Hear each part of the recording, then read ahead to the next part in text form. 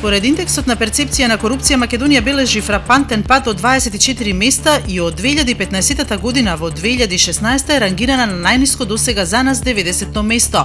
Индексот кој денеска го објави Transparency International покажува дека од 176 земји колку што се рангирани во 2016, најдобар резултат има Данска и Нов Зеланд. Холандија планира да воспостави прекуокеански фонд за абортусот како реакција на одлуката на новиот американски претседател Доналд Трамп, со која што го забрани финансирањето на меѓународни организации кои ги информираат жените за нивното право на абортус. Министерката за меѓународна трговија и соработка и развој, Лилијан Плоумент, најави дека овој меѓународен фонд ќе финансира проекти кои ќе овозможат пристап до едукација на жените во оваа сфера во земјите во развој.